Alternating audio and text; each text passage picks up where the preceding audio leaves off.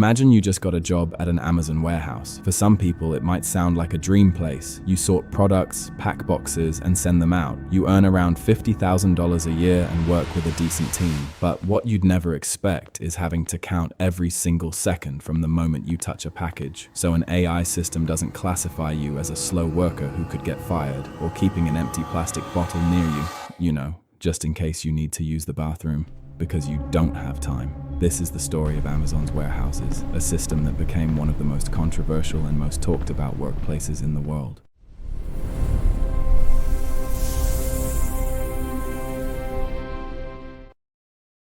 For those of us watching from home, Amazon feels like one of the great luxuries of the modern world. You click a button and a package shows up the next day.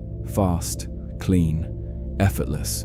But for the people inside that machine, it could feel more like a sweatshop built for the age of algorithms. Around 2020, more and more complaints started appearing online. Reddit posts, worker testimonies, news reports. People described the warehouses as relentless, exhausting, even prison-like. At first, those stories sounded exaggerated, anonymous, easy to dismiss. Then, in 2021, one man decided to go inside and see it for himself.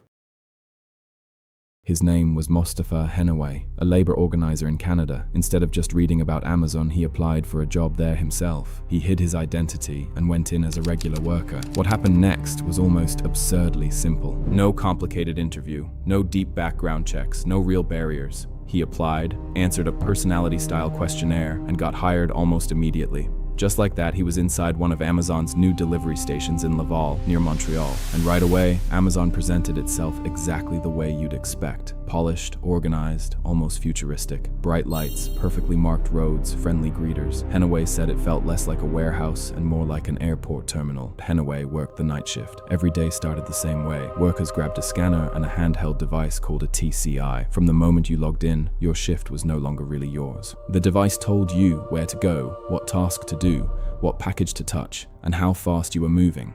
Henaway described it like putting on robotic armor, because Amazon's system doesn't just guide workers, it controls them. And the pace was brutal. At his facility, nearly 100 workers were helping prepare between 25,000 and 35,000 orders every single morning, all of them needing to leave by 9 a.m. To keep up, workers were expected to process around 300 items per hour. By Henaway's calculation, that meant moving a package roughly every 6 to 8 seconds.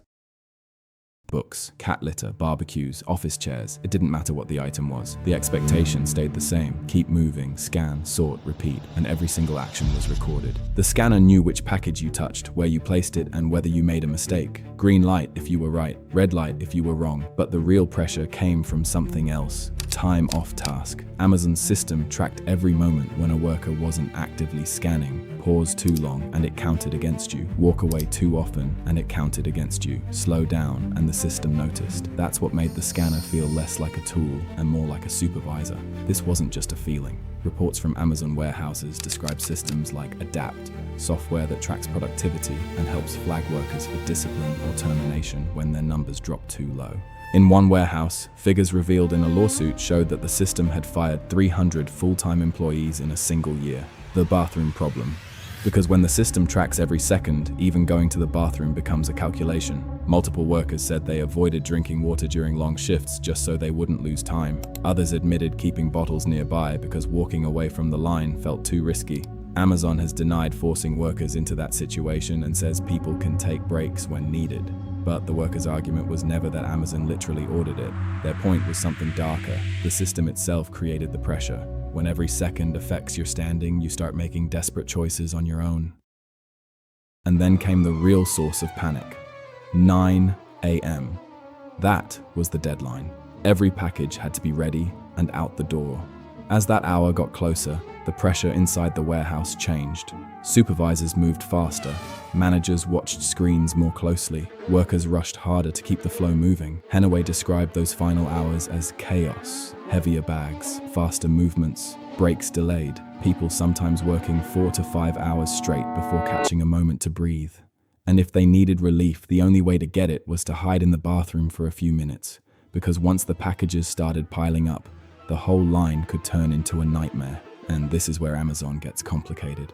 Because it doesn't present itself like a brutal company. It presents itself like a family. Workers do group stretches. They clap for each other at stand-up meetings. They hear stories about employees who moved up the ladder. They chant company mottos like, "We make history, we have fun, we work hard." There are benefits.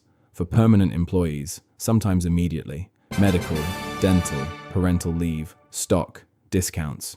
For many people, especially immigrants, refugees, and workers struggling to find stable employment, Amazon can look like one of the few places offering real opportunity. That's what makes the system so powerful. It doesn't just push workers with fear, it also pulls them in with hope.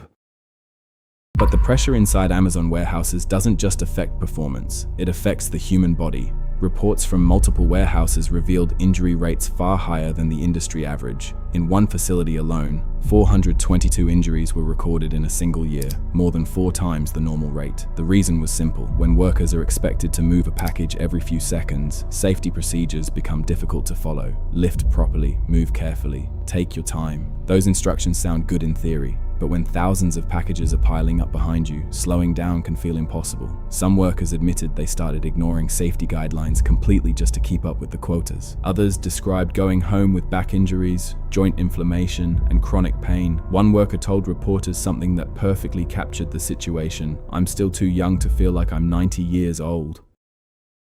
In some warehouses, workers even reported something strange. Vending machines filled with pain medication. Workers could scan their badge and take pills during their shift. Officially, the machines were there to help people manage discomfort. But critics saw something darker. Instead of slowing down the pace of work, the system simply helped workers endure the pain long enough to finish the shift. Some employees said they were taking painkillers every day just to survive the job, not because they wanted to, but because the alternative was falling behind, and falling behind could mean losing everything.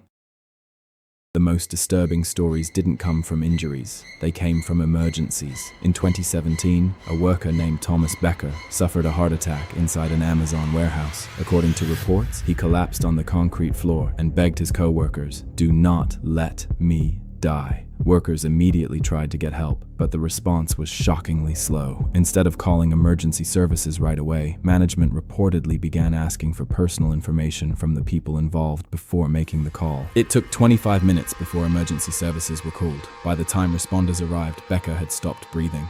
And that wasn't the only tragedy. Between 2018 and 2019, reports documented 6 worker deaths inside Amazon warehouses. In one case, a worker named Philip Lee Terry was crushed while trying to repair a forklift. He had reportedly received no proper training for the task. A court briefly ruled Amazon responsible and issued a fine, the amount $28,000. For a company making tens of billions of dollars in profit every year, the penalty barely registered. But Amazon might already have a long-term solution. Automation. Robots are already moving shelves inside many warehouses. Algorithms already decide where packages go, and engineers are working on machines that could eventually replace packers and sorters entirely. Some executives have openly talked about the possibility of lights-out warehouses, facilities so automated that humans are barely needed. Buildings where robots do almost everything. The lights themselves barely need to be turned on. If that future arrives, the complaints about warehouse conditions might finally disappear. Not because the jobs improved, but because the jobs themselves would be gone.